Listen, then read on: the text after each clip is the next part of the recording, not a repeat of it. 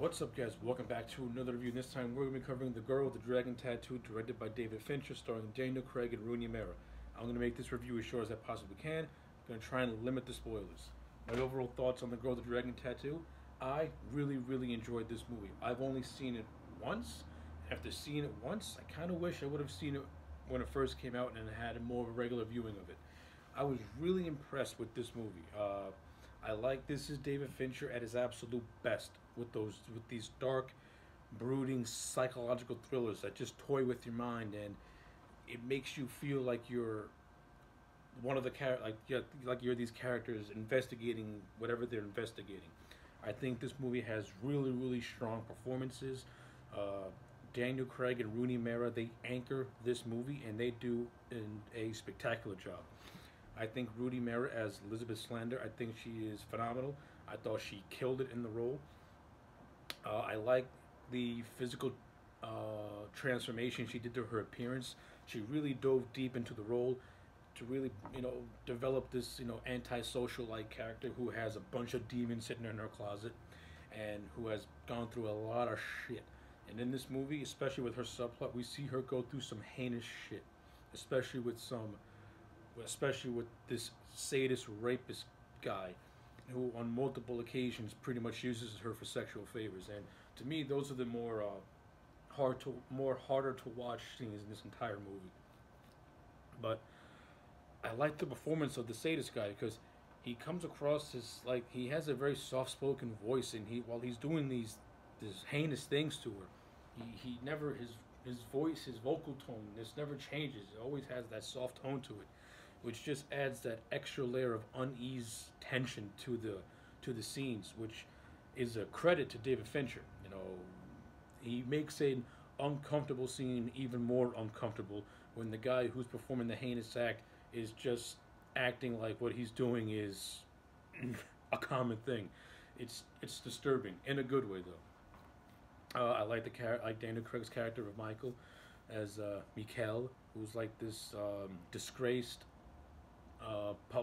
publicist, journalist type guy, and he's trying to do a good thing, and he's taking on the investigation, a 40-year-old investigation of a disappearance or murder of a very wealthy man's grandniece, and eventually he enlists the help of Slander. And the movie, to me, really picks up once Craig and Rooney Mara come together, and the chemistry between those two, it works. They play off so well off one another. I like the budding friendship they have at first, and I like the budding hint of a little bit of a romance that also develops between the two. Of course, when this movie wraps up, they don't get together at all because Craig ends up with the woman that he's been on again and off again at the start of the film. But when Mara and Craig are on screen, that's where the movie to me really picks up steam, and it gets just so much better from there. You also have a nice slew of supporting cast. You have Robin Wright, who plays the on again, off again lover of Daniel Craig. I thought she did fine. You got Christopher Plummer, who plays the wealthy man who hires Craig to investigate the disappearance of his grandniece and just to tell the history of his family to him. I thought he did a good job, but to me, the standout for the supporting actors is Stellan Skarsgård as Martine. I thought Skarsgård was fantastic in this movie. When we first see him, he's this very charming, likable guy, and at the end of the movie, he turns on that creep factor to 10, and he is bone-chillingly creepy. And Skarsgård, just his body posture and his move and the way he talks and the way he walks when he's like doing it, and when he's in that cold, villain-like demeanor, it doesn't come off as cheesy. It comes off as chilling, and Skarsgård is proving just how much of an underrated actor the man really is. Excellent performance by Stellan Skarsgård. One of my big highlights in terms of the acting department from the supporting cast. From a production stand view, this movie is fantastic. Jeff Cronenworth, he's one of David Fincher's ace cinematographers, and he creates this dark, somber, brooding atmosphere.